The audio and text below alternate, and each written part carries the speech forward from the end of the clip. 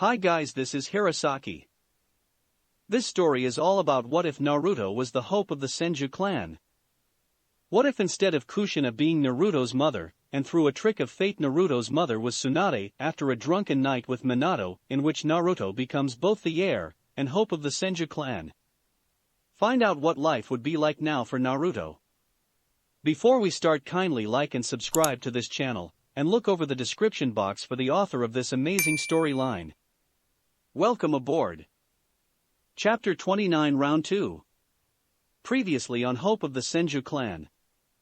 Standing in the middle of the arena, Genma watches time ticked away until eventually his watch hit 2:05. Time's up, guess that is it for the Uchiha, the Tokubetsu Jonin thought. The deadline is up and Uchiha Sasuke has not arrived, therefore Genma said. But before he could finish speaking, a large whirlwind of leaves appeared in front of him. Once it died down, he saw Uchiha Sasuke and his sensei Hatake Kakashi standing back to one another, where Kakashi then looked over to Genma and said, "Sorry, are we late?" Disclaimer, I do not and will not ever own Naruto or any of its characters. I only own the characters I created myself. In the arena. Upon seeing the two tardy shinobi, the examiner Genma could only shake his head in amusement. Name? He asked, even though he knew it already who Sasuke was. Uchiha Sasuke, the raven-haired boy, replied. Who was wearing his new attire, which was a black, one-pieced version of older outfit with many small arm belts adorning his left arm and similar bands around both legs. In the audience. With the arrival of the Uchiha heir, the crowd broke into a thunderous cheer, happy to see that the Uchiha had finally appeared. Sasuke-kun Sakura said happily when she saw the young Uchiha safe and sound. Yash, he made it just in time, Lee said, who was sitting next to his teammate Tenten and his sensei Guy. In the Kage box. Well now, it seems that he has finally arrived, the Mizukage said with an amused smile. Humph, it's about time, the Raikage scoffed, since he was rather annoyed with how long he had kept them waiting. But despite how annoyed he was still pleased that Sasuke had arrived in time, since now his plan for humiliating Konoha in the finals could work. When Jiraiya and Tsunade saw that Sasuke had finally arrived, they both glanced over at the Kazekage, who looked rather pleased, if not a little excited. They of course weren't the only who noticed this, as the former sensei the Sandaime saw the same look in the Tsunakage's eyes, which made him more cautious of the man. In the finalist box. Geez, he caused everyone a lot of trouble, and he doesn't look the least bit sorry about it, an annoyed Shikamaru thought. He's probably just waited until now to show up, just so that he could make a bigger entrance. And not a second to spare, Yeshin irritated Naruto thought when he saw Sasuke and Kasuke finally appear. I seriously hope GG or someone choose Kakashi-sensei out for being this later, as he held up whole finals and nearly got Sasuke disqualified. About time, said Karui, who was upset with the whole delay.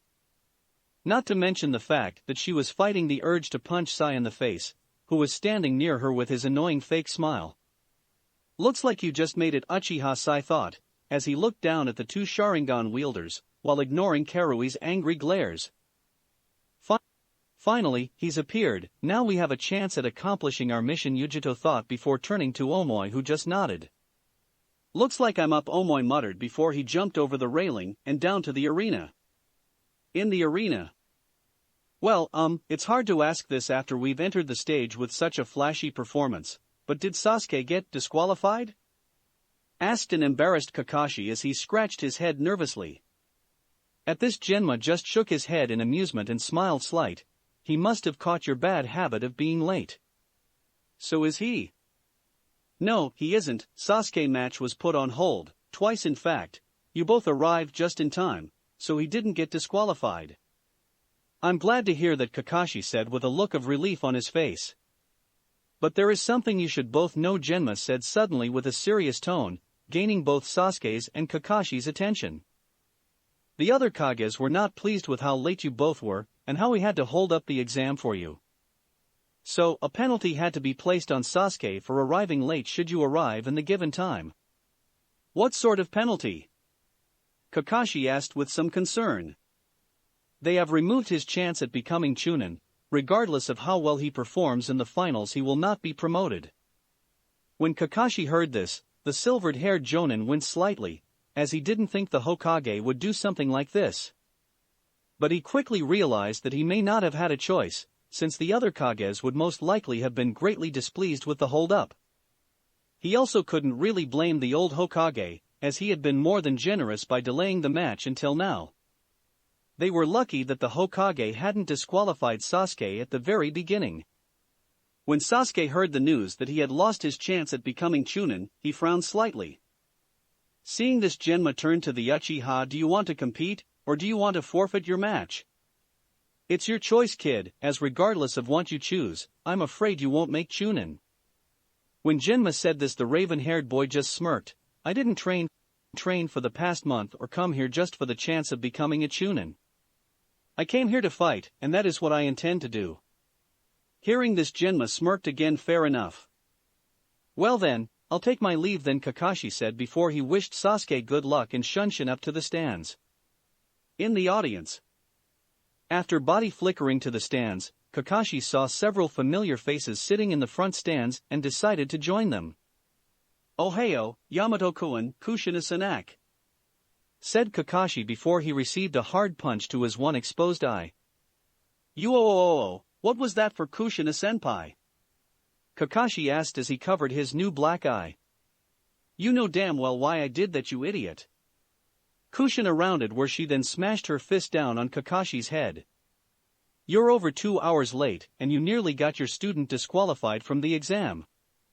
Itai, one, said Kakashi as he crouched down on the ground holding his head in pain, with a very large lump on his head. When he looked up, he could see his former ANBU captain towering him with her arms crossed, an angry look in her eyes. Her red hair flew wildly around her, and a dark crimson-red aura surrounded her, making her appearance seem almost demonic. Please, Kushina-senpai, it wasn't my fault, Wigwa, Kakashi said as he tried to explain why he was late, in the hope of avoiding the fury of the infamous Chishio no Habanero, red hot-blooded habanero. Who could make even his late sensei, the Yondaime Hokage, cower in fear when faced with her wrath? But before he could finish speaking, the red-headed Jonin grabbed him by the collar of his flak jacket and lifted him up into the air.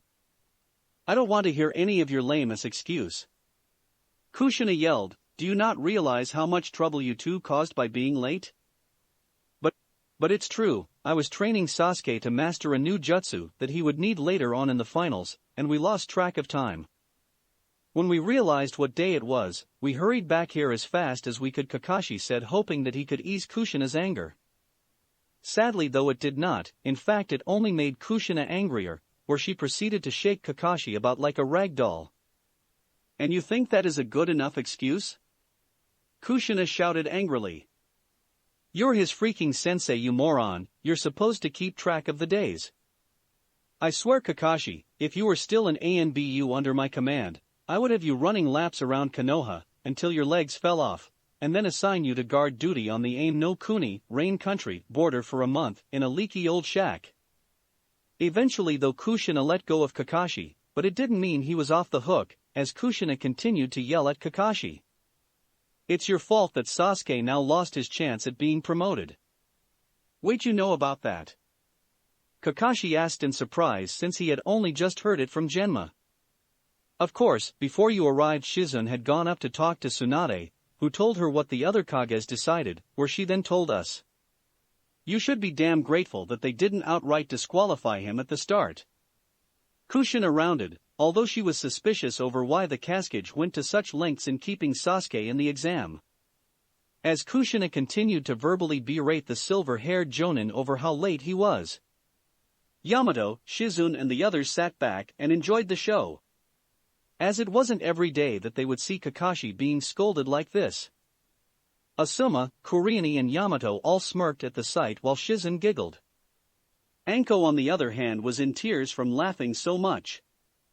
Especially when Kakashi lowered his head in shame, like a young genin who was in trouble with his sensei, where he would nod his head every so often and say yes ma'am, no ma'am, I know ma'am, I'm sorry ma'am, "It won't happen again, ma'am," as Kushina continued to reprimand him.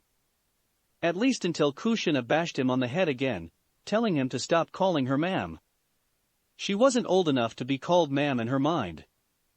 Naturally, Yamato was enjoying this sight most of all, given all the trouble Kakashi gave him back when they were still in ANBU together. The young genin, however, could not help pity Kakashi slightly, especially Kiba, who knew what Kakashi was going through right now. Damn, she is scary as Kaa-chan, if not worse, the young Inuzuka boy thought. Guess Senju doesn't have it so easy after all, with her as his sensei. Eventually, after verbally tearing Kakashi apart, Kushina finally settled down and sat back down on her set. Sighing with relief that it was all over, Kakashi went to take the empty seat next to Shizune. But before he could even sit down, Kushina suddenly spoke. "What do you think you're doing?" the angry redhead said, as she glared at the one-eyed Jonin. I am just taking my seat," a nervous Kakashi replied. "You're not sitting there, seats are for people who are on time. You're sitting there," Kushina said as she pointed to the ground. But Kakashi stuttered, but before he could say anything more, Kushina gave him another angry glare.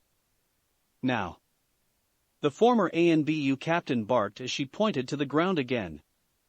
"That is, unless you want to become my sparring partner for the next week."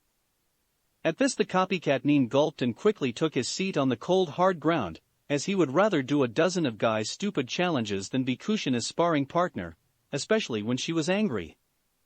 The woman was simply vicious when she was pissed. As Kakashi sat on the floor, a dark cloud of depression hung over the Sharingan user, where he stared down on the floor and started drawing circles on the ground with his index finger. "You didn't have to get so angry, senpai. It's not like I meant to be late," a pouting Kakashi said. This was of course too much for the rest of the group to handle, where they all busted out laughing.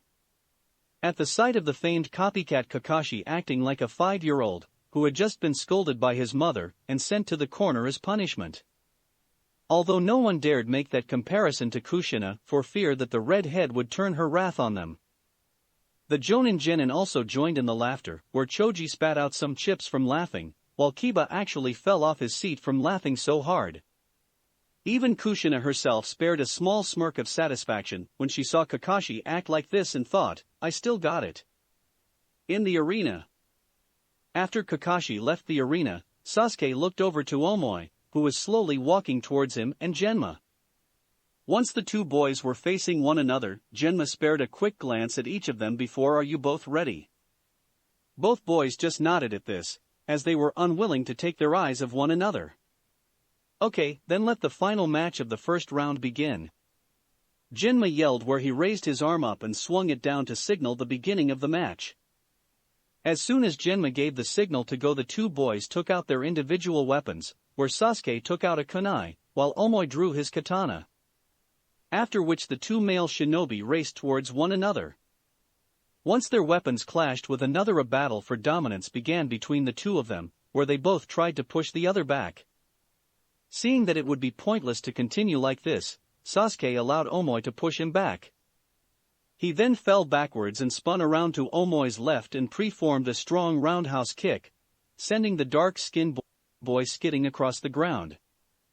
Recovering quickly, Omoi quickly brought his katana forward to block any attack Sasuke would attempt.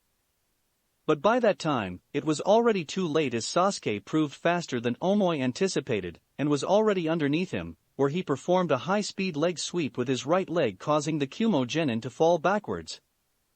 But before Omoi could even hit the ground, Sasuke brought his left leg up and spun in the opposition direction he did earlier, allowing him to perform a powerful reverse heel kick, causing Omoi to drop his katana and send him flying to the other end of the arena. Naturally, after seeing this, the crowd erupted into cheers, seeing that Sasuke was living up to his reputation and showing Omoi no mercy. But what the crowd failed to notice was the exploding note that Omoi had dropped on the ground as Sasuke kicked him away, which then exploded right below Sasuke after he kicked Omoi away.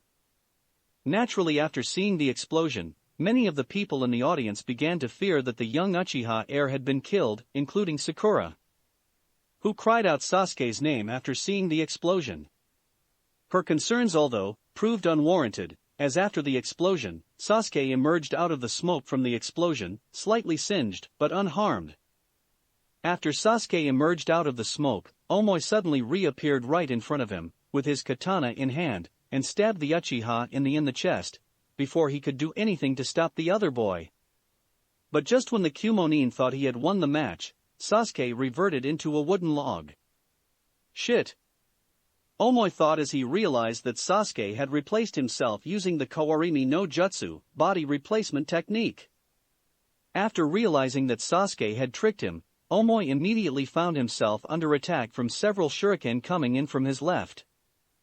But just as he skillfully deflected them with his katana, Omoi noticed something from the corner of his eye and quickly spun around to block a kunai stab from behind by Sasuke. After barely blocking Sasuke's sneak attack, Omoi then pushed the young Uchiha back, and then leapt a few feet backwards so to gain some distance between the two of them. Damn, looks like the rumors about this guy being good were true. I can't afford to underestimate him or else I'll lose, or worse, be dead, the white-haired boy thought. After Omoi moved back from him, Sasuke then took out several shuriken from his pouch and threw them at Omoi, who of course deflected them with his katana.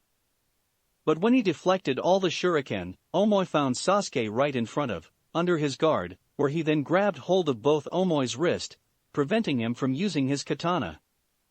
Looks like I have you, Sasuke said with a smirk, but was surprised to see Omoi smirk and say, I wouldn't be so sure that. After which Omoi then spat his lollipop into Sasuke's face, causing the Uchiha to close his eyes momentarily, allowing Omoi to lift both his feet into the air and double-kick Sasuke in the chest and him skidding backwards. Sasuke of course quickly recovered, where he then saw Omoi race towards him and preformed the Kumoryu Omotogiri, cloud-style front beheading, technique and attempted to sever Sasuke's head with it. Wasting no time, Sasuke quickly jumped backwards to narrowly avoid the slash, although did receive a slight slash cut on his shirt. After avoiding Omoi's attack, Sasuke threw several kunai at him with exploding notes tied to them, and caused them to explode right when Omoi was about to deflected them. When the notes exploded, Sasuke then took out a large Fuma shuriken from his pouch. Once he had unfolded the Fuma shuriken, a slightly singed Omoi appeared out of the smoke from the explosion, showing he had survived the explosion, just as the Uchiha suspected. Not wasting his chance, Sasuke then threw the oversized shuriken at Kumonin, just as he emerged from the smoke. Unable to avoid the high projectile in time, Omoi could only watch as the large shuriken flew towards him and cut him in two. But just when Sasuke thought he had won, Omoi reverted into lightning, revealing he was a lightning clone. A clone. Sasuke thought in surprise, before the real Omoi appeared to his right and performed a roundhouse kick right into Sasuke's face, sending the raven-haired boy crashing into nearby arena wall. The finalist box. Alright, that's the way, Omoi. Kaori yelled as she punched her fist into the air, while her teammate Yugito just nodded and smiled. That's what you get for underestimating Omoi, Sasuke. He's not someone you can take lightly, the Naruto thought. In the arena. After crashing into the wall, Sasuke slowly picked himself up and wiped the blood from his lip after Omoi's kick and smirked. I see, you're better than I thought. Looks like I will have to bring this out, Sasuke said, where he then activated his Sharingan. So that's the Sharingan, Omoi thought with a frown. After seeing the famed Jujutsu of the Uchiha clan, I will have to be even careful now. Not wanting to give Sasuke any opportunity to use his Jujutsu against him, Omoi quickly moved forward and raced towards Sasuke with impressive speed. Wasting no time, Sasuke skillfully evaded Omoi's sword slash by jumping into the air, and used the arena wall to propel himself away from Omoi and to the middle of the arena. Seeing this, Omoi immediately spun and raced towards his opponent, who had taken another Fuma shuriken out from his pouch and threw it at him. After Sasuke threw the oversized shuriken, Omoi noticed by chance that there was a second shuriken hidden in the shadow of the first. Realizing that Sasuke was using Kage Shuriken Jutsu, Shadow Shuriken technique, Omoi moved forward, skillfully deflected the two shuriken in one quick motion. He then raced towards Sasuke, believing that the Uchiha was now vulnerable to an attack. But what Omoi didn't know was that he had fallen into Sasuke's trap, as the Uchiha heir had tied a thin line of shinobi wire to the Fuma shuriken. He then used the shinobi wire to pull the shuriken back after Omoi had deflected them with his katana, so that he would stab the Kumonin in the back. Seeing Sasuke tug at something, Omoi noticed the thin line of shinobi wire shining in the light and quickly realized that he had played right into Sasuke's hand. Knowing he had only seconds before the Fuma shuriken hit him in the back, Omoi used the Kumoryu Uragiri, cloud-style reverse beheading, to spin around and sever the shinobi wire from the Fuma shuriken and at the same time deflect the large projectiles. Sasuke although had predicted all this, and had wanted Omoi to use the Kumoryu Uragiri, as when he used the sword technique to deflect the Fuma shuriken, he left himself exposed to attack from his raven-haired opponent, who performed 7 high-speed hand seals and yelled Katon, Gokaku no Jutsu, fire style, great fireball technique, and spat out a large fireball at the now vulnerable Omoi. After spitting out the large fireball, Sasuke watches his attack flew towards Omoi and engulfed him in flames. Thinking he had won, Sasuke waited for the flames to die down, but to his surprise and confusion, all he saw was a badly burnt log lying in the middle of a small crater created by his attack. Before Sasuke could ponder on the matter further, he suddenly heard the sound of something flying through the air. Looking up, Sasuke was able to see several high-speed shuriken flying towards him, thanks to his Sharingan. Realizing that somehow Omoi had somehow replaced himself before his attack hit, Sasuke quickly evaded the spinning projectiles.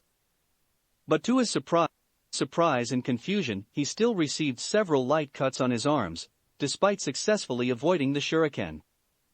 Before he could put much more thought on the matter, he suddenly saw Omoi directly in front of him, who was just finishing doing some hand seals before holding out his hand and yelling Reijiki no Yari, lightning attack spear, causing a blast of lightning in the shape of a spear tip to erupt from his hand.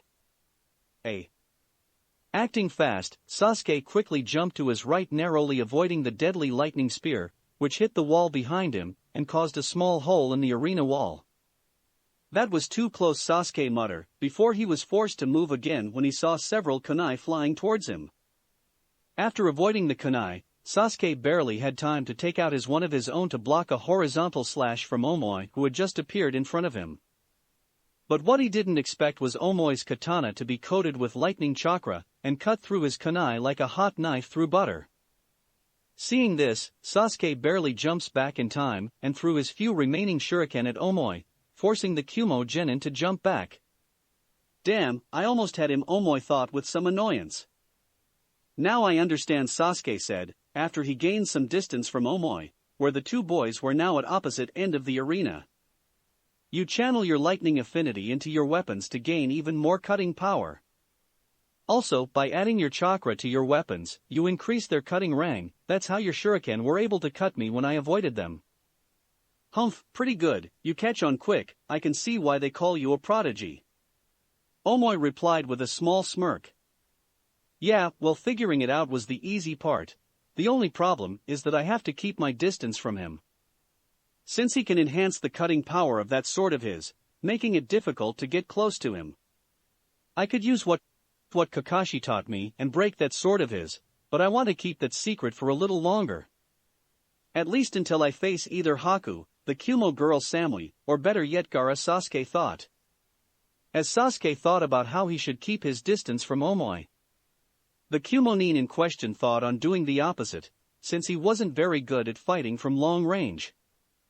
After about a minute or so of staring at one another, Omoi decided to make the first move, where he threw several kunai at Sasuke, hoping that they would keep Sasuke distracted long enough for him to get close enough to him and finishing off.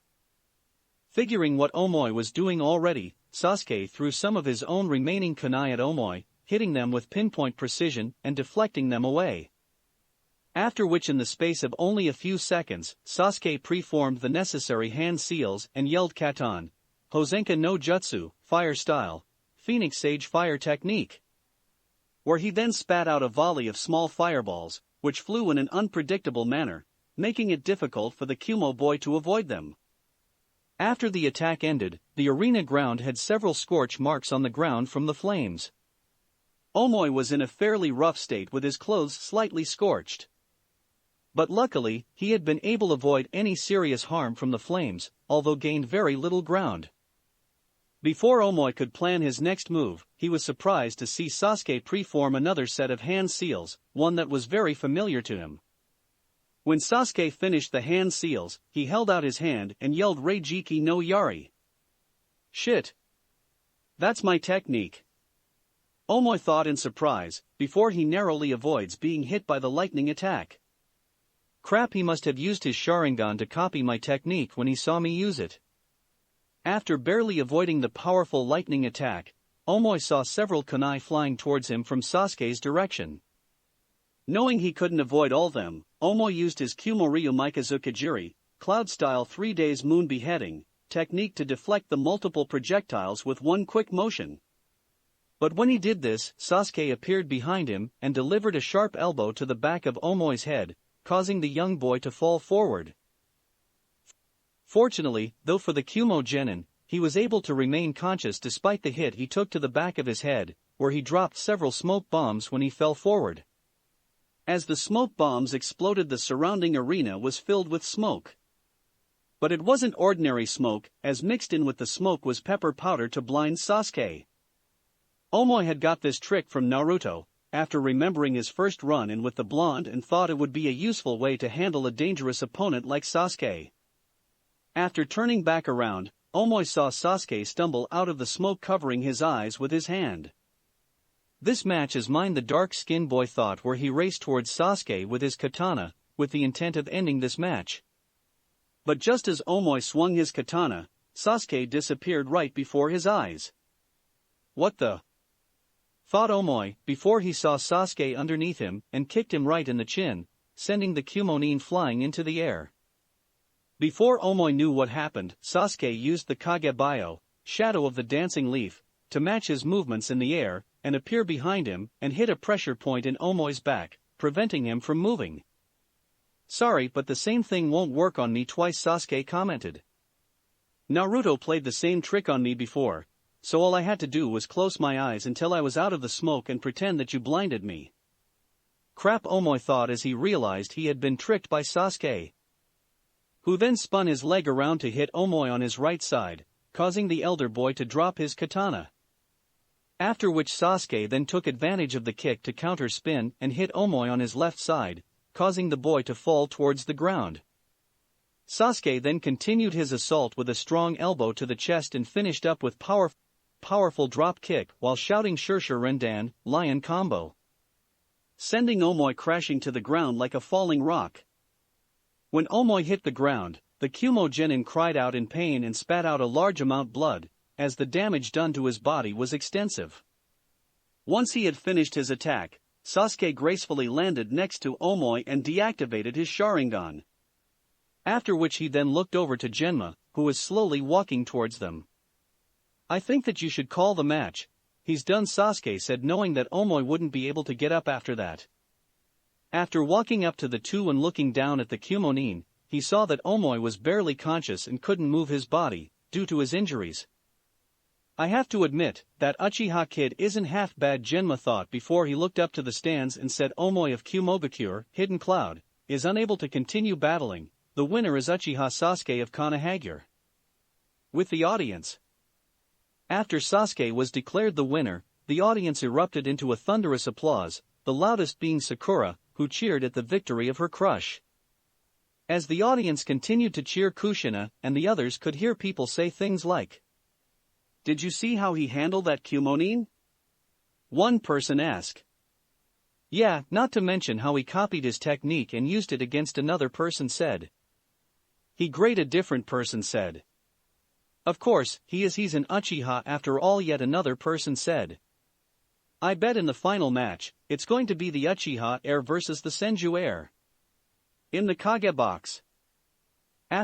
After Sasuke was declared the winner, the Kages immediately began to discuss amongst themselves. "That was an interesting, wouldn't you agree, Hokage-sama, Mizukage-sama?" said the Kazekage. Indeed, it was Kazekage-sama, the Sandaime Hokage, replied. I concur, the Mizukage, who found Sasuke match quite entertaining. What did you think of the match, Raikage-sama? The Tsunade asked as he turned to the Kumokage, who remained surprisingly silent. I found the match to be acceptable, the bulky Kage answered with a small grunt. Although at the same time, the Raikage was silently cursing Konoha. His entire plan to humiliate Konoha was falling apart right front of his eyes. In fact, his plan was having the opposite effect, where they were being humiliated by Konoha. With Samui tying with Haku and Karui and Omoi losing their respected matches against Sai and Sasuke, only Yugito was left to compete. Damn it, how does Konoha continue to have so many talented shinobi? I did not think he would have mastered the Sharingan to this degree, the Raikage thought angrily. If only Samui had won her match against that Hayaton, ice release, girl, Omoi's loss wouldn't have mattered. Seeing the annoyed look on his leader's face, C decided to calm the Raikage down. Raikage-sama, I know this isn't how you expected things to turn out, but still there is no need to be worried. Yugito is still in the exam, and regardless of how skilled the genin in this exam are, none of them are strong enough to defeat Yugito, not even Tsunade's Jinchuriki Gaara.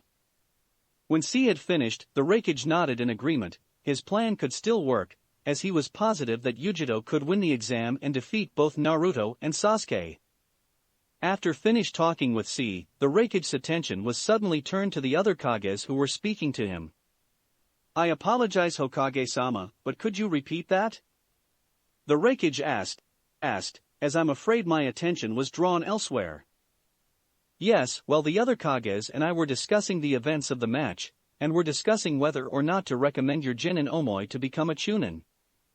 Since Sasuke is no longer qualified, and we were wondering if you agree with our assessment, the Sandaime said. Of course, and what have you decided? The Raikage asked.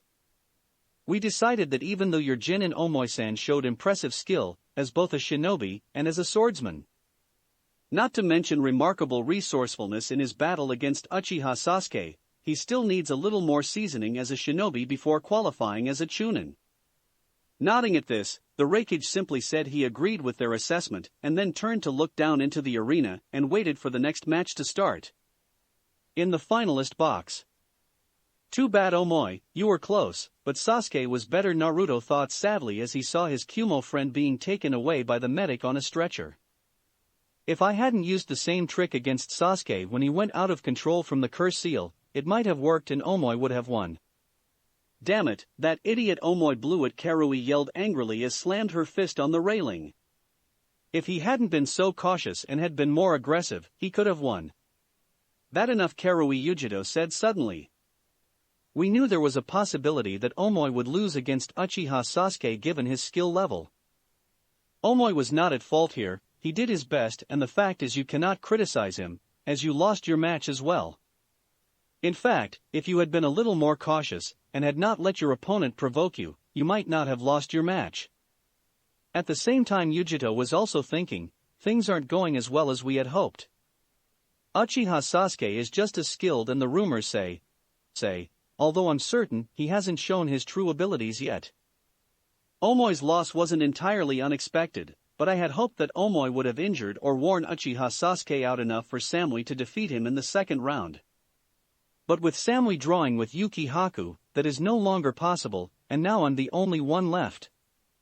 After being told off by Yugito, Karui blushed red from embarrassment and anger, which grew when she glanced at Sai, who was standing not far from her, and gave her another one of his fake smiles after hearing her being told off. Eventually, after making his way up the stairs, Sasuke arrived in the finalist box, where he made his way to the railings, where Naruto and the others were. Well, nice of you to finally appear, Uchiha. You sure took your sweet time, Naruto greeted with a small smile. Nice to see you too, Senju. As for being late, you can blame Kakashi-sensei for that, the Uchiha heir replied, as he stood next to the blonde. Yeah, I figured as much, the male Senju replied with a scoff. So, I'm guessing since you're here and Hyuga Niji isn't, that you won your match? Of course, as if I lose that fate believe, prick, Naruto answered with a frown since he was still rather angry at Niji for trying to kill Hinata. This was of course no real surprise to Sasuke, since he was one of the few people who knew just how strong Naruto really was. It was also at this point that he finally took notice of Naruto's new attire. "I see that you went for a new look. I could say the same thing about you," Naruto remarked. "What's with the coat, trying to be like the yandere?" Sasuke asked, since he knew that Naruto greatly admired the former Hokage and wanted to be like him. Something Sasuke found a bit funny, given the strong resemblance between the two of them, which was only highlighted with the coat on. Nah, just something Aro Sennin gave me before the exam," Naruto replied with a smirk.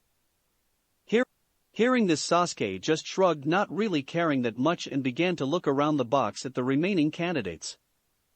Naruto of course explained that Karui, Kankuro and Shikamaru had all lost their matches, and that Dosa hadn't shown up for his match against Gaara. While the others remaining finalists were with the medics, recovering from their injuries after losing their matches. Nodding at this, Sasuke was slightly surprised to see that neither Samui nor Haku was here, since he knew that their match was after his, and that he would have to fight the winner of their match. "I don't see Haku or that Kumo girl Samui, didn't they show up?" "Oh yeah, that's right," Naruto said, "since you hadn't shown, the Hokage and the other Kages decided to put your match on hold and have Haku's and Samui's match, while we waited for you and Kakashi-sensei to appear. It was actually a hell of a battle, where they were pretty even with one another." Even more surprisingly was that during the battle, Samui revealed that she had a bloodline limit as well, something I didn't even know about. "A bloodline limit?" Sasuke repeated in surprise, where Naruto just nodded. "Yeah, it's called Rantun, Storm Release, and it allows her to fire powerful beams of energy. She was able to use this to completely destroy Haku's Makio Hyosho, demonic mirroring ice crystals." Naturally, Sasuke was surprised to hear this, since he knew firsthand how deadly Haku's Makio Hyosho was and how strong the mirrors were. But before he could comment further on what Naruto had told him, the blonde continued. "Also, you saw all the water around the arena and the large hole directly below the stands?" Naruto asked, where Sasuke nodded. "Well, the water all came from Haku's last attack, which was a massive dragon made out of ice that froze everything it touched. The large hole in the wall below the stands was made by Samui's last attack, which was a massive beam of energy that destroyed Haku's ice dragon in an instant." "I thought that you did that, using that insane strength of yours," Sasuke said, since he had noticed the damage done to the arena walls when he first arrived.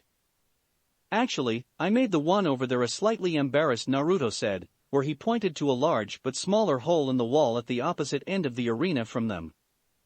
After hearing this, a large frown appeared on Sasuke's face, since Samui had proven to be even stronger than Sasuke had originally expected. It was also obvious that Haku had become a great deal stronger from when they fought at Nami no Kuni, Wave Country. Who won?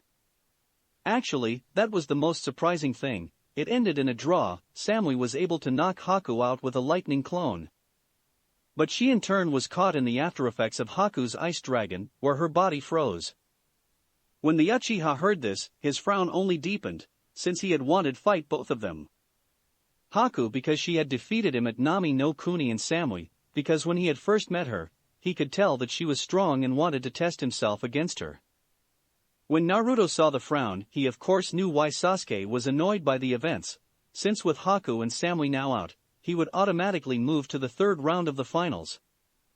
Now normally a person would welcome this, but Sasuke wasn't like most people. He enjoyed the challenge of a good fight and to test himself against strong opponents. This was of course something that both he and Naruto had in common, since like Sasuke, Naruto welcomed the chance to fight strong opponents and to become stronger.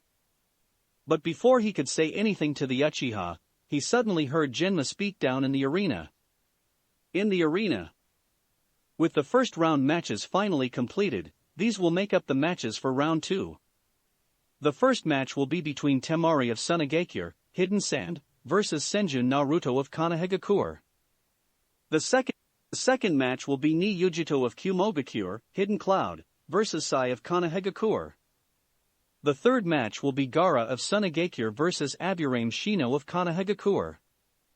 Uchiha Sasuke will automatically proceed to round 3,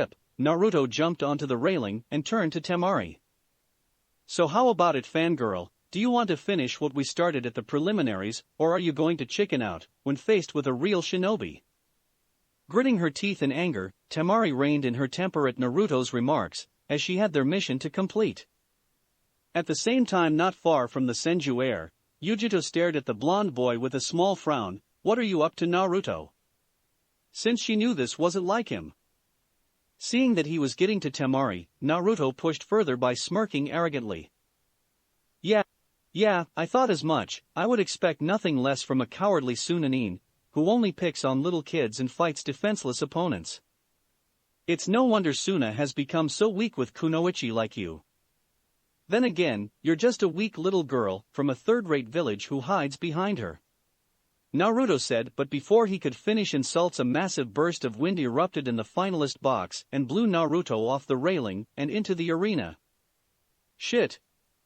Sasuke thought, as he raised his arms up to protect his face from the wind and tried to keep himself from blow away. Damn it, Naruto, now you've done it. You've seriously pissed her off, Shikamaru thought as he did the same thing as Sasuke. Fuck, she's lost it, Kankuro thought, who was struggling against the wind his sister created. Gaara for his part just watched, as his sand protected him from the wind, and was mildly amused by how Naruto goaded his sister. That's it. I've heard enough. Roared the furious Suna Kunoichi, as she held her now fully open fan. If you want to fight so bad, I give it to you, and shut that smart mouth of yours once and for all. After being blown out of the finalist box, Naruto quickly recovered by preforming a mid-air back flip, allowing him to land gracefully on the ground in the middle of the arena next to Genma. Well, that was quick, the Konoha examiner remarked inside his head. At the same time, a still smirking Naruto looked up at the angry Temari, who was now standing on top of the railings glaring at him. Too easy, Naruto thought, as he looked up at the angry Suna Kunoichi. She may be a level-headed shinobi most of the time, but if you push the right buttons, she's hotter-headed than her brother. Kaa-chan always did say I had a knack for pissing people off. Now that I stopped her from forfeiting, I can find out what Suna is really up to in the exam. Seeing Naruto was unharmed and still had that annoying smirk of his, the blonde-haired Kunoichi growled angrily and quickly jumped down to the arena. Kankuro of course tried to stop her by saying, "No, Temari, wait. Don't you see? He's baiting you." But it was too late, as all Temari could see what read and think on how she was going to crush the smart-mouthed Senju for his insults. In the Kage box.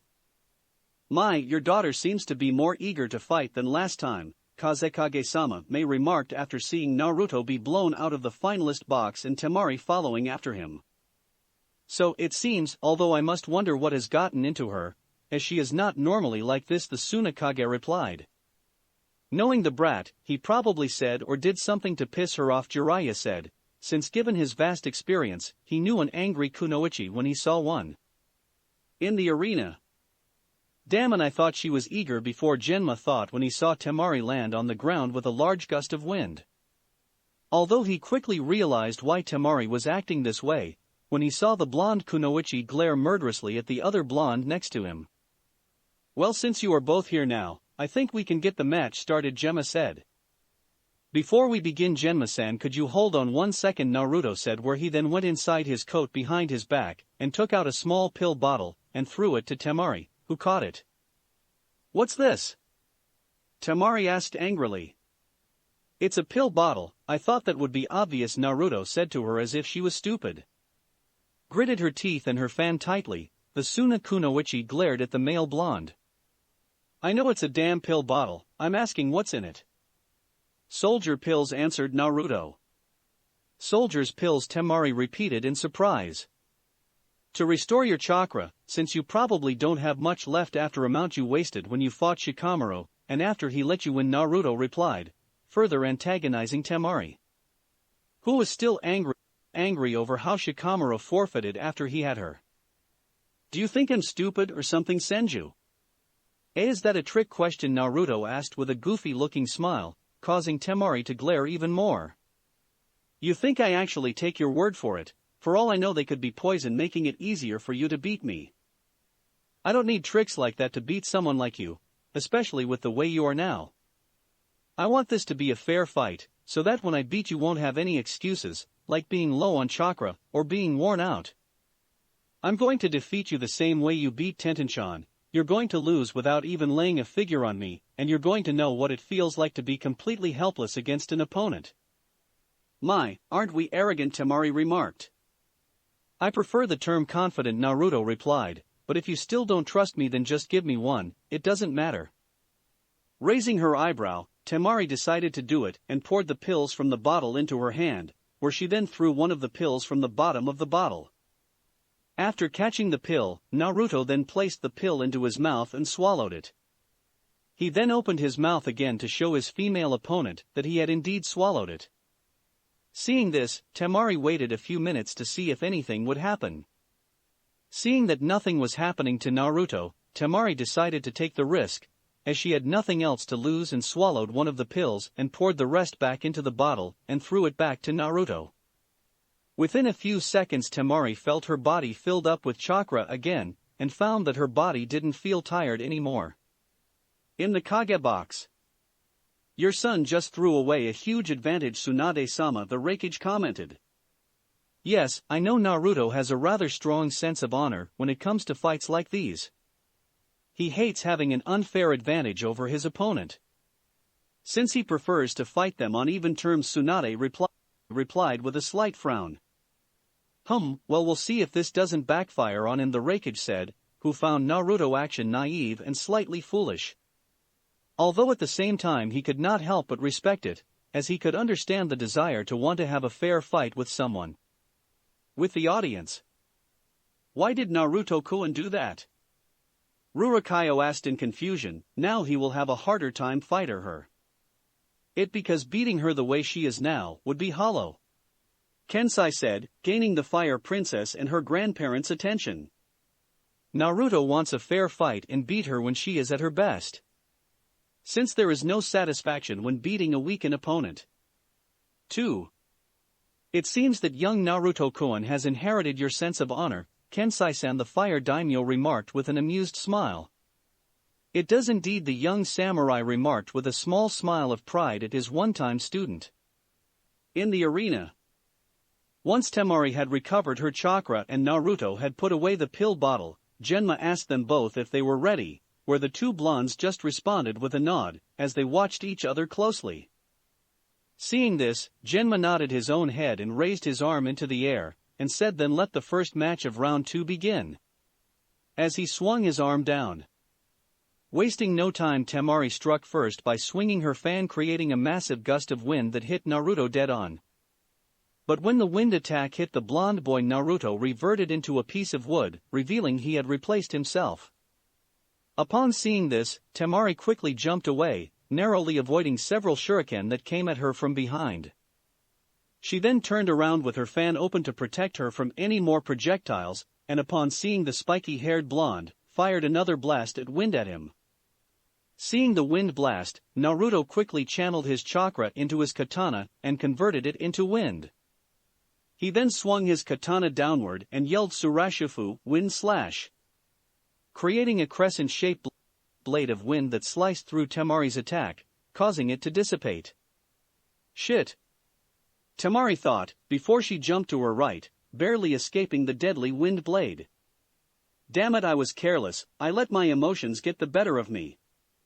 How could I forget that he was a wind user as well? After evading Naruto's attack, Temari saw that Naruto had sheathed his katana, and was now preforming several hand seals. Not wanting to give Naruto any more of an advantage than he already had, Temari lifted her fan and prepared to fire another blast of wind. But before she could fully swing her fan, Naruto finished his hand seals.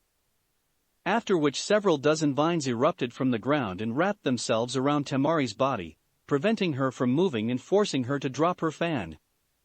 What is this? Temari cried, as she felt the vines squeezing her. A little technique I learned from my sensei Kurinai, Naruto replied as he slowly walked towards Temari. Now then, fangirl, I have some questions for you, and you better answer them truthfully. In the audience. What's going on? Ino asked suddenly, why have they stopped fighting? And why did that girl just drop her fan so suddenly? My guess would be that Naruto has her under a genjutsu, am I right, Kurinai? Kushina said as she turned to her fellow female jonin. Yes, and if given the hand seals he just used, I would say he's using Megan Hayashiban, demonic illusion, binding vines, which I taught him several months ago. 3. What is that technique? Sakura asked. It's a technique that allows the user to create an illusion of vines around the target. Thereby the victim will be tormented with the sensation being squeezed tightly by vines, while at the same time taking away their body's freedom. It's quite useful when wanting to capture, or interrogate an enemy, Kurinai replied. When the two girls heard this, they shared concerned looks along with Hinata, who already knew about the jutsu, since it was clearly a jutsu that they wouldn't want to be under. At the same time both Kurinai and Kushina were wondering why Naruto placed Temari under the Jinjutsu, since there were many other more effective jutsu to defeat Temari with. In the arena. Damn you, Temari hissed angrily, as she glared at the blonde boy who had her trapped.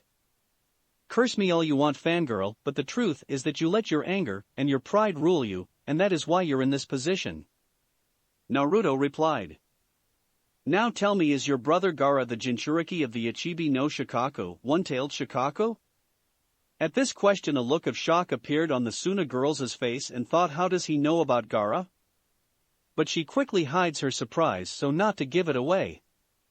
I don't know what you're talking about, the girl replied before she screamed out in pain as the vines tightened around her. I thought I told you not to lie to me, Naruto said coldly. I'm not lying, Temari yelled. Yes, you are. Naruto replied, I'm a trained medic, so I know when people are lying to me by watching their body's involuntary reactions. Like for example, one way to tell when a person is lying is by their eyes. Since when people tell the truth, like remembering their favorite book, their pupils dilate, and their eyes involuntarily move up and to the left, accessing the visual cortex of their brain, therefore they are telling the truth. But if a person's eyes go up and to the right, then you are accessing the creative side of your brain, therefore you're lying. At this, a look of fear and surprise appeared on Temari's face, although what she didn't know was that Naruto himself was lying. Since what he said was just junk and he couldn't really tell when people were lying. He just wanted Temari to think he could tell when she was lying, which was why he asked about Gaara being a Jinchuriki, when he already knew he was. This way, when he asked his real questions, she would be less likely to lie. Now then, fangirl, I ask you again, is your brother Gaara the Jinchuriki of the Ichibi no Shikaku? At this question, Temari could feel the vines tighten around her again, squeezing the life out of her. After a minute or so, Temari could take no more and yelled, yes, he is. After which the vines loosened a little, allowing her to breathe. Good, that's one question out of the way, now on to the next one. Tell me your orders regarding Sasuke and me? What? The girls asked in surprise. Do you think I am an idiot? It's no coincidence that Suna enters its Jinchuriki to the Chunin exam when both Sasuke and I are in it.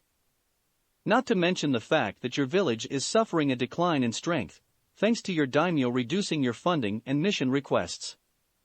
You have orders regarding us, and I want to know them. Damn it, he's on to us.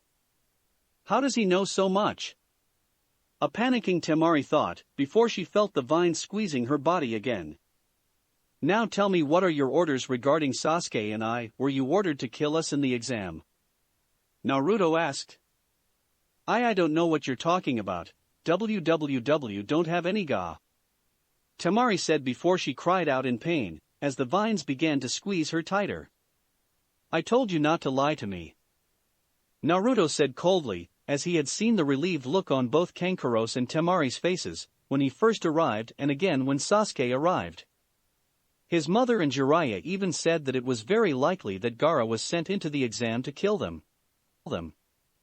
Since it made the most sense as to why Suna would send someone as unstable as Gaara into the Chunin exam. I know that you want us for something, and I know it involves some kind of plan. I overheard you and your brother talking about a plan as we were waiting for Sasuke to appear. Now tell me what your orders are regarding us? Naruto demanded, as he didn't like doing this. Since as both a person and as a medic, he didn't enjoy seeing people suffer or being the cause of it. In fact, he hated it. But the reality was he needed to know what Suna had planned for Sasuke and him, in the event that they had some other goal they weren't aware of. This was why he wanted to get his answers as quickly as possible so that he could end this. Just tell me what I want to know, despite what you may think of me. I don't enjoy this. So, the sooner you tell me, the quicker this ends. Now tell me, what are your orders regarding Sasuke and me? After about a minute or so of squeezing from the vines, Temari finally broke. Our orders were to monitor you both and to make sure that the two of you made it to the finals. That's it. I don't know anymore, I swear. And what is your plan? Why did your village send your brother, and why do they want us in the finals? Naruto asked. Feeling the vines squeezing tighter, Temari tried to think of way to get out of her. Gwag. I need to do something fast. I don't know how much more I can take. If I lie, he'll know it, but if I tell him the truth, our mission fails, Temari thought.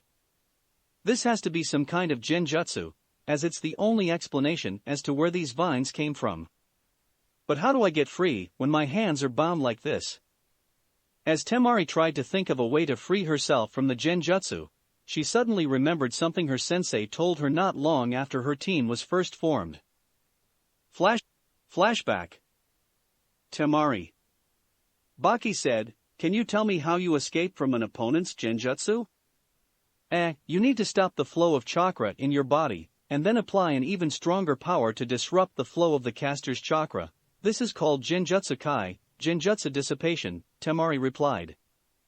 Very good, Baki said with a nod, although another way to combat genjutsu is to have a partner. Why's that? Kankuro asked, who was sitting next to his elder sister. It helps, because if your partner is unaffected by the enemy's genjutsu, they can free you from it by applying a sudden surge of chakra into your body. This will of course have the same effect as using genjutsu kai. But what if you don't have a partner? What could you do then? Temari asked. The best solution, which is also the easiest, is pain, Baki answered. Pain? The two siblings repeated as confusion. Yes, intense pain not caused by the genjutsu, like stabbing or cutting yourself, is the best way to break you from a genjutsu. Remember that when you are in trouble, and you can escape most genjutsu. End flashback. After remembering this, Temari quickly bit down on her lip hard, causing it to bleed.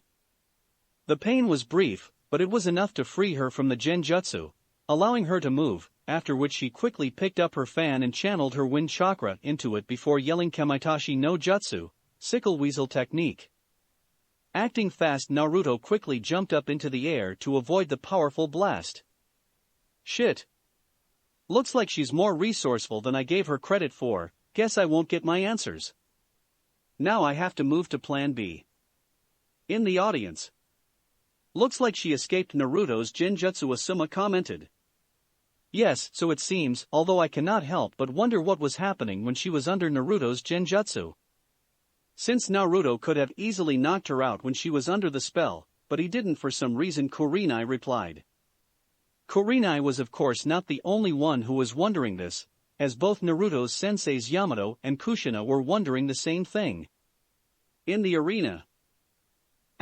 After avoid Temari's attack, Naruto landed back on the ground where he then released his Shurshuro Mamazuke Shiru, for limbs waiting seals, allowing him to move at his full speed. Seeing that Naruto avoided her attack, Temari spun around and swung her fan again. But like before, Naruto avoided her attack, by using his high speed to move out of the way. TSK, I missed again, Temari thought angrily, but quickly calmed down, knowing what happened last time she got angry. I'm afraid you missed again, fangirl, a familiar voice said behind her. When the blonde girl turned, she was found Naruto leaning against the arena wall several meters from her with the same annoying smirk he had earlier. Not wasting any time, Temari immediately swung her fan at Naruto, creating yet another vortex of wind. But yet again Naruto evaded the powerful wind attack, using his superior speed, and appeared on the Suna girl's right-hand side, several meters from her. You should really try a new thing called aiming, it can do wonders, where you might actually hit me, Naruto said after reappearing again. Damn you, just hold still. Temari yelled as she sent another blast at the blonde Konohanin, who again avoided it, and appeared at another end of the arena. And why should I do that? Naruto asked when he reappeared again. This continued for several minutes, where each time Temari would send a blast of wind at the blonde Senju, and each time he would avoid the blast. After a while, a thin layer of dust caused by Temari's various wind attacks began to cover the arena, although it wasn't thick enough to obstruct people's view of the fight. Damn you, Pant, do you intend to fight back at all? Temari said angrily as she was starting to get tired from using her fan so much. She of course knew she shouldn't let Naruto's taunts get to her, but there was just something about the blonde Senju that got under her skin. Why would I do something like that? You're doing a pretty good job at wearing yourself out, Naruto said as he appeared directly in front of Temari, causing the girl to jump back a few feet in surprise. Besides, you've already given me the perfect way to beat you. What do you mean? Temari asked in confusion. I mean this. Naruto said as he performed several hand seals and slammed his hand onto the ground while saying Doton, Dojin Hiki, Earth Style, Earth Encampment Wall. B. After saying this, 4 large walls made out of earth formed around Temari and Naruto in a square formation. What's going on? What are you doing? Temari yelled in confusion. Tell me, fangirl, have you ever heard of a dust explosion? Naruto asked. A dust explosion? Yes, a dust explosion is the fast combustion of dust particles suspended in the air in an enclosed location, like this one we are in, and as you can see, we are surrounded by dust, thanks to all the wind attacks you preformed. Naruto said. Seeing this, fear suddenly crept into Temari's eyes as she realized that Naruto had tricked her. But before she could say anything, Naruto continued with his explanation. Now, dust explosions don't happen with just regular dust, even in an enclosed space like this. There has to be a large amount of certain kind of dust like coal dust, grain, flour, sugar, or in our case pollen, and since it's the middle of summer and my village is the middle of a vast forest, there is a lot of pollen in the air, more even thanks to your wind attacks. All that's needed is a little spark and everything inside this square goes boom. Wait. If you do that, then you'll be caught in the explosion with me. Temari yelled as she tried to stop Naruto. At this, Naruto just smiled and said, "Oh, didn't I tell you? I'm a clone." After which he held up his right index finger and generated some chakra into it before converting it into lightning. This then ignited the dust cloud and caused a small explosion, destroying the encampment wall and sending Temari flying into the arena wall. After the explosion, the real Naruto appeared, who had been watching everything safely outside the encampment wall. Luckily for Temari, the amount of pollen in the dust cloud wasn't high enough to cause a large explosion. But it was high enough to cause a small one, which destroyed the earth encampment and sent Temari crashing into the arena wall, wounding her badly, where she had several cuts, bruises, and burns on her body. "You've lost, fangirl. I suggest you give up," Naruto said as he stared coolly at the Suna Kunoichi and slowly walked towards her. Angered by how much Naruto had humiliated her, and ignoring her injuries that she suffered from the blast, Temari slowly stood up, using her now folded fan to help her up. "You haven't won yet," the girl replied, where she then charged forward with her fan raised and planned to us it like a club against Naruto. Seeing this, Naruto just shook his head and thought, why do I keep getting the stubborn idiots? As Temari drew closer, Naruto pre-formed a series of one-handed hand seals, which then caused his right hand to be covered in chakra. Once the Suna girl was close enough, Naruto moved forward with startling speed. When Temari saw this, she tried to hit the blonde with her fan, only to miss as he sidestepped it. He then used his Chakura no Mezu chakra scalpel to sever the tendons in Temari's right arm, causing her to drop the oversized fan. After which he then pre-formed a leg sweep, causing the female blonde to fall on her back, where Naruto then placed his foot on her stomach and redrew his katana and held it directly above her face. Not nice, is it? To be so helpless, unable to do anything, while another holds your fate in their hands. Perhaps I should show you the same kindness you showed Tenten-chan when you defeated her in the preliminaries? Naruto said as he stood over the girl and could see the fear in her eyes. But luckily for you, I'm not that kind of person. After Naruto said this, Jinma walked over to the two, and upon seeing that Temari was basically at Naruto's mercy and could no longer fight, he decided to end the match. Temari of Tsunade can no longer continue. The winner of the first match of round 2 is Senju Naruto. After Naruto was declared the winner, the audience once again erupted into a thunderous applause, where people cheered loudly at Naruto being announced the winner. As soon as he was declared the winner, Naruto lifted his foot off Temari's stomach and sheathed his katana, where he then proceeded to walk back to the finalist box. As Naruto slowly walked away, he suddenly stopped and glanced back at Temari, who was slowly lifting herself up. I suggest that you remember what happened here today, fangirl, and remember what it feels like to be on the other foot. Before you ever try anything like what you did at the preliminaries again, Naruto said before turning his back to her and heading back up to the finalist box. Hoping that after her defeat today, Temari would have learned a little humility and would treat others with a little more respect than she did before. In the Kage box. That was a very interesting match, wouldn't you agree, Kazekage-sama? The Mizukage said. Indeed, it was, despite the fact that my daughter lost, the Swan Kage replied, although I must confess, I was rather impressed with the unique way he defeated her. Yes, well, if you ask me, the boy was rather cocky, the Raikage commented. He could have easily defeated her, yet he gave her a soldier pill to replenish her chakra reserves. It could have easily backfired on him and cost him the match. That is indeed true, Raikage-sama, the Sandame replied. But to be fair, Naruto-kun had the match in hand. Not once did he lose his composure, and given the way he defeated the Kazekage's daughter, it showed that he knew what he was doing the entire time, and had complete control of the battle. That is indeed true, Hokage-sama, although what I would like to know is what happened between Naruto-san and Temari-san when he had her under his Genjutsu, the female Kage replied. The other Kages all nodded at this, since many of them including Jiraiya and Tsunade were curious as to what happened when Naruto had Temari in his Genjutsu. In the finalist box. After making his way up the stairs, Naruto arrived at the finalist box, where Shino, Shikamaru, and even Sasuke congratulated him on his win over Temari. Naturally, Kankuro didn't look very pleased, given what Naruto said to him earlier and because he defeated his sister. Gaara on the other hand didn't seem to care that his sister lost. In fact, he actually seemed pleased that his sister lost to Naruto. Impressive win, Yugito said as she walked over to Naruto to congratulate him. Thanks. Naruto replied. Although if you ask me, you were a little overconfident when you fought her, especially when you gave her the soldier pill, Yugito said. Yeah, well, I needed her to be a full strength, since I wanted to give her a dose of her own medicine, after what she did at the preliminaries. She'll think twice before doing that again, given how she now knows what it feels like to be helpless.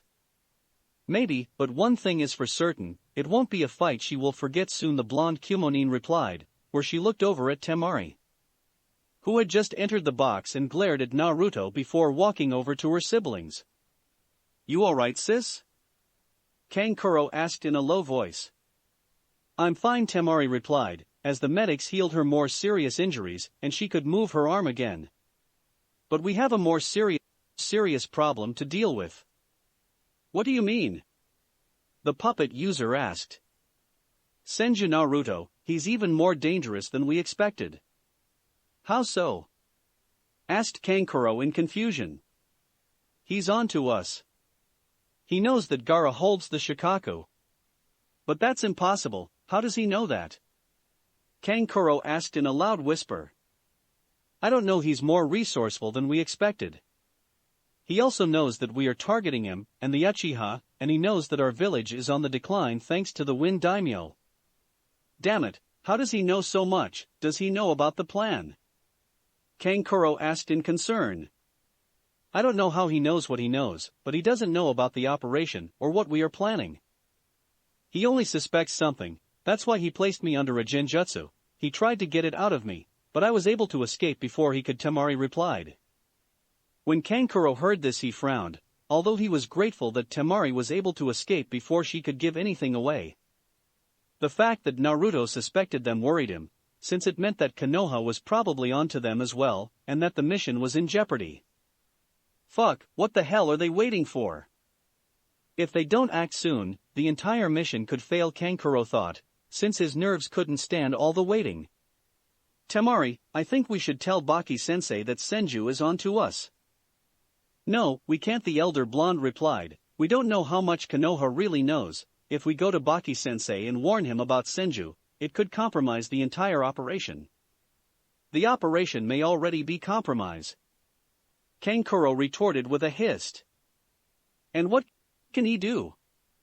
Temari rounded in a low voice. He can't stop the entire attack, as it is too far gone and could begin at any time. All we can do is wait and see and hope we can still pull it off.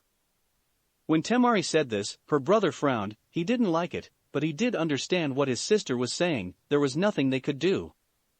They would just have to do their duty and see what happens. After a few minutes the finalist heard Genma again. Will Yugito of Kumogakure and Sai of Konohagakure please come down to begin the next match? Hearing his name being called, Sai shunshined, body flickered, down to the arena, next to Genma, while Yugito jumped off the railings down to the arena. But before she left, both Karui and Naruto wished her luck in her match, although Karui also told Yugito to beat the shit out of Sai for her. In the arena.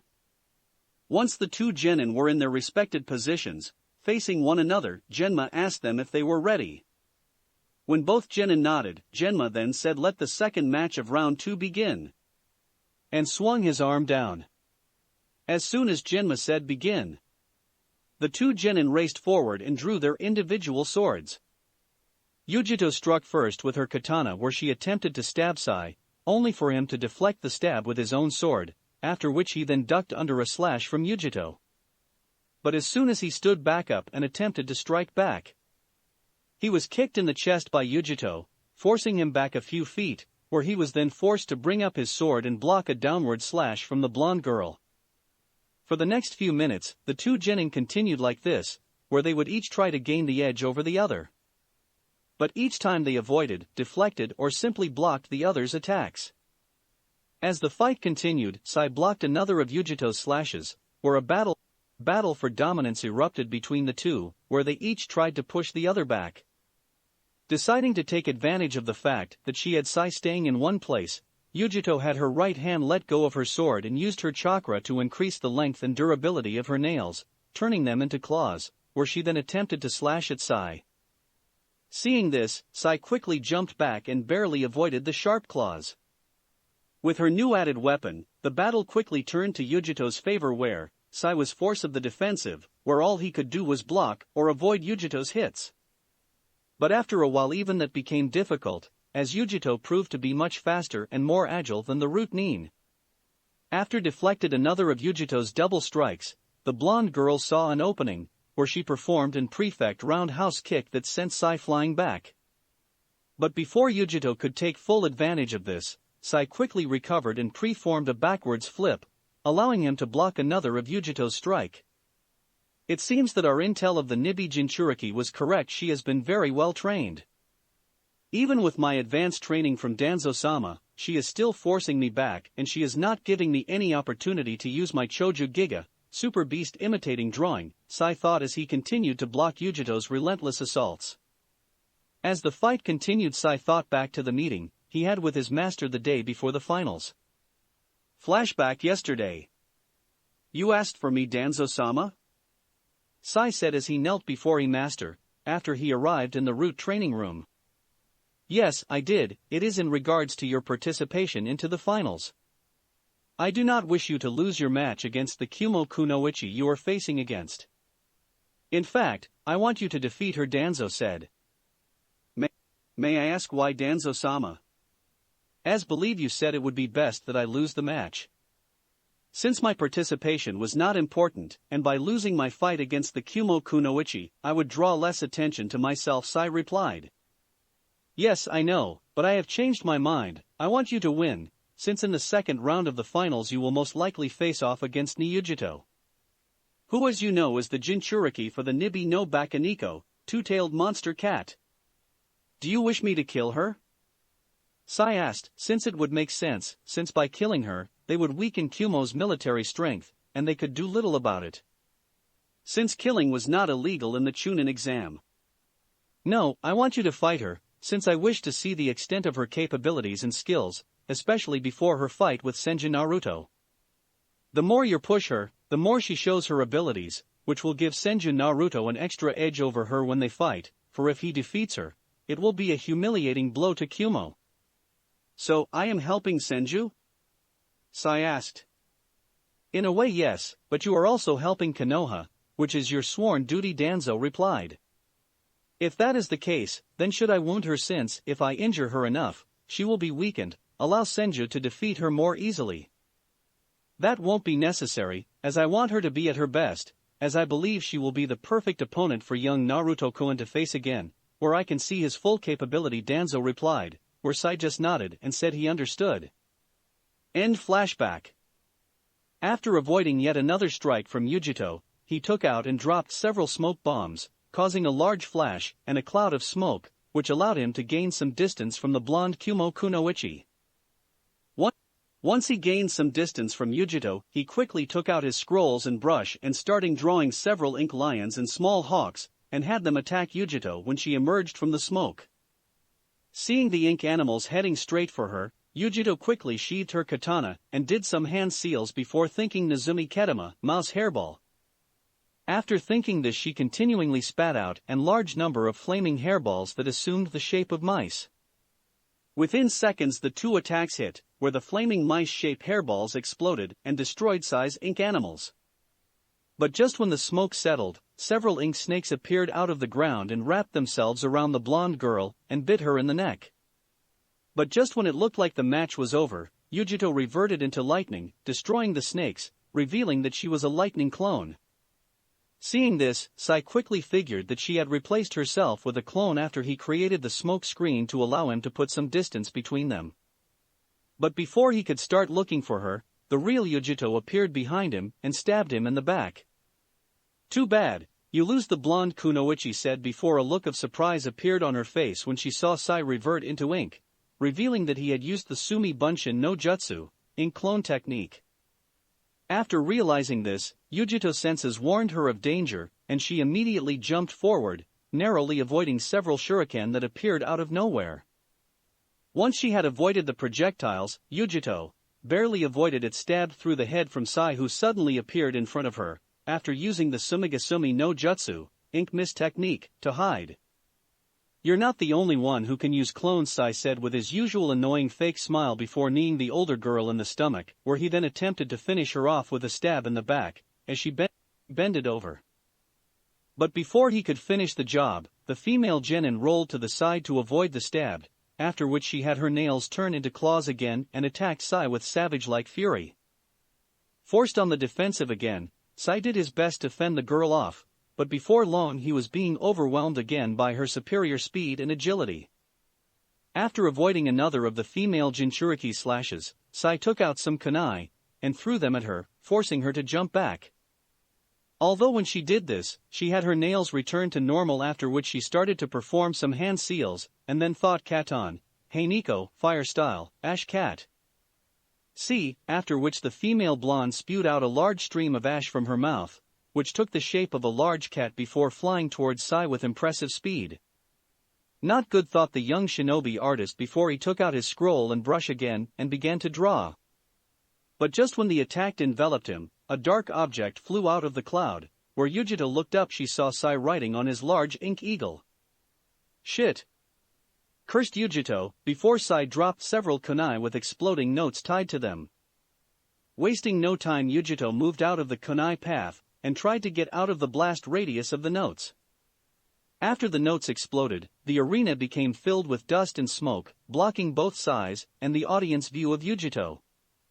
But before the smoke clouds could settle, a large wave of flaming mice-shaped hairballs erupted from the smoke-filled arena, and spilt into two groups and flew towards Sai at startling speed from different directions. "Shit!" Sai thought before he had his ink bird do a power dive to avoid the flaming hairballs, and causing them to collide with one another and explode. Although some were able to escape and pursued after him, forcing him to jump off his bird, before they could hit the ink eagle and destroy them both. Luckily for the young shinobi, he was not very high off the ground thanks to the power dive he did earlier. But he was sent stumbling across the ground by the blast, caused by the explosion when Yugito's mice hairballs hit his ink eagle. But just as Sai regained his bearings, he was forced to move away, and avoid a deadly slash from Yugito's claws when she reappeared next to him. Unfortunately, he was not quite quick enough, where he received a slash to his left side from Yugito's claws. But before she could take advantage of the situation, Sai was able to redraw his Tanto sword and block her next attack with it. After which he then pushed the young girl back. After Sai pushed her back, Yugito leapt back a few feet so to plan her next move. "You're pretty good, I can see why you were able to defeat Karui," Yugito said with a touch of respect for the younger boy. "You not so bad yourself, for a cat girl freak." "What did you just say?" Yugito asked as she narrowed her eyes. "I said you were a cat girl freak, isn't that what you are?" Sai asked with a smile as if it was nothing. "Have even read about girls like you in a strange book I found recently, where you have some kind of strange fetish for cats. It even showed pictures where girls like you wearing scantily clad suits with fake cat ears and tails, and say meow for some odd reason." Naturally, when she heard this, the blonde girl blushed with embarrassment and rage. Her rage and embarrassment only grew when the Nibi suggested that she were something like that, saying that Naruto might like those types of things. In the finalist box. When Karui heard this, an evil-looking smirk appeared on face. Knowing what was going to happen next, "Oh, that bastard has done it now, Yugito is going to kill him." At the same time a large blush appeared on Naruto's face, where an image of Yugito with a long fluffy tail and cat ears crying Naya Naya in the same manner he heard her say before, appeared in his head. 4. Damn it, I really have to stop hanging around Ero-sennin so much. I'm seriously starting to think like him, Naruto thought as he shook his head.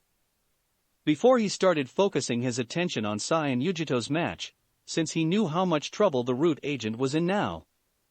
In the arena. After a minute or so Yugito calmed herself down, remembering how Sai enraged Karui in their match, and made her become reckless and figured he was trying the same tactic. Once she calmed herself down, she glared at the still smiling Konohanin. "You're going to regret those words," Yugito said coldly, were she prepared to tear Sai apart with her claws. "I think not," Sai said, before turning to Genma, who was standing now far from them, and said, "Protector-san, I give up." "What?" cried Yugito with surprise, where she wasn't alone as nearly everyone who was watching the match was surprised by the sudden forfeiture of Sai. "Are you sure of this?" Genma asked. I have a rather nasty wound here, and I do not think I can continue," Sai replied, although at the same time thought. "My orders were simply to test her capability, and to have her show as many of her abilities as I could get her to. If the match continued, something unexpected may happen, and Danzo-sama clearly stated that he wanted her at her best when fighting Senju." "Very well then, Sai of Konohagakure has forfeited the match, Ni Yugito of Kumogakure is the winner." "See you later, cat freak," Sai said with a wave before he used a shunshin to leave the arena, leaving an annoyed and slight angry Yugito behind. Naturally the crowd was not very pleased with the sudden forfeiture of Sai, especially since many were enjoying the match, many even booed over what happened. "Damn that bastard, I'm beginning to understand why Karui hates him so much," the fuming Kunoichi thought, as she left the arena, since she didn't like winning like this. In the finalist box. "Damn that cowardly son of a bitch, he just ran off right when Yugito was going to cream him," Karui said angrily as she was infuriated that Sai had just forfeited the match. "Maybe I'm not the only one who finds this tournament troublesome," Shikamaru thought, although I doubt it. "What's he up to?" Both Sasuke and Naruto thought together, who were suspicious by Sai's sudden forfeiture. In the Kage box. Like many others, the four Kages were slightly surprised by what happened.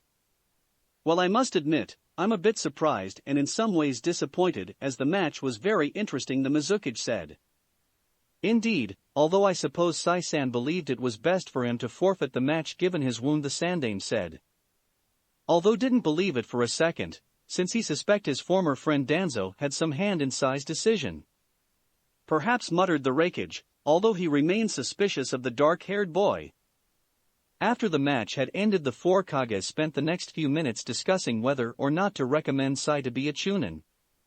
During the discussion both the Kazekage and Mizukage brought up the fact that Sai had not only shown impressive fighting ability and skill in his matches, but had also shown he could use his ink techniques in very unique ways, allowing him to adapt to various situations, and had shown excellent tactical skills where he played on Karui's emotions and lured her into a trap at the very end. He even showed good judgment by forfeiting the match when wounded, since trying to accomplish a mission when seriously wounded would often result in the failure of a mission or leading teammates to be endangered. Eventually, after much discussion, the Kages were divided, where both the Mizukage and the Kazekage recommended Sai to be a Chunin, while the Sandame Hokage and the Raikage stated that they could not.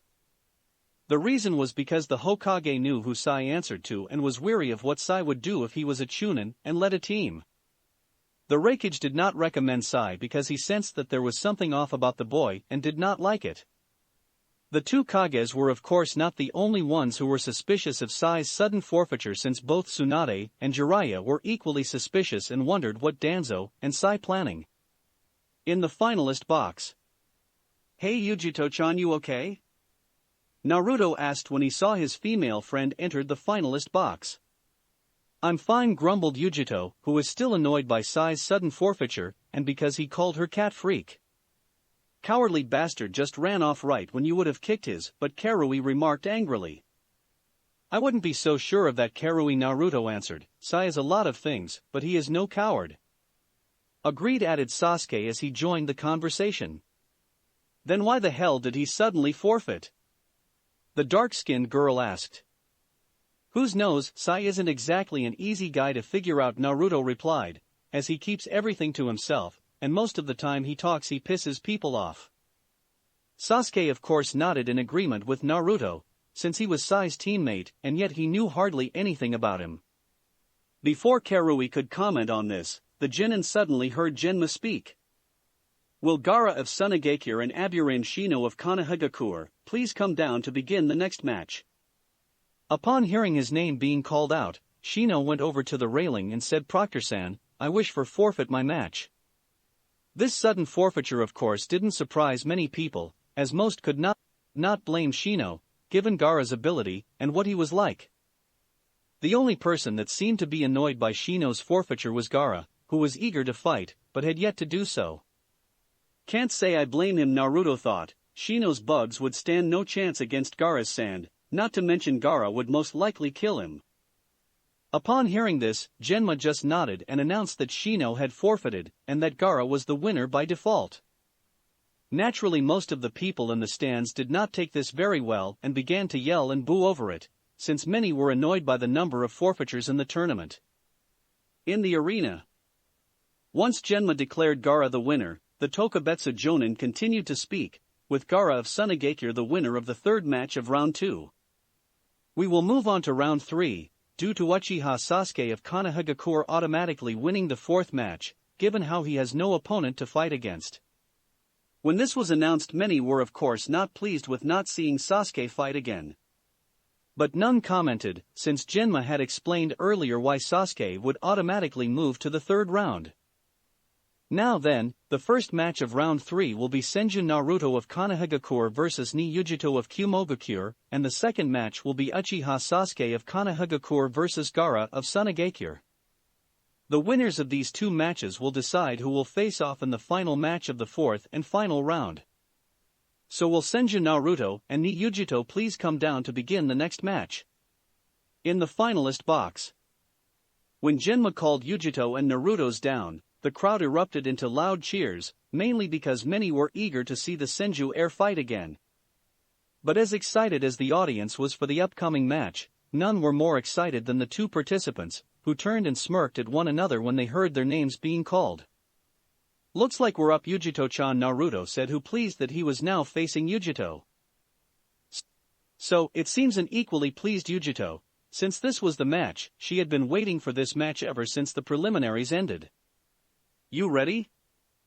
Tisk, do you even have to ask, Yugito replied, where he fellow blonde just smile, and the two then walked to the stairway, and made their way down to the arena to begin their rematch. That's it for this reading. Hit like and subscribe for a free ticket pass going to the different worlds of anime fanfictions. Looking forward to having you on board again.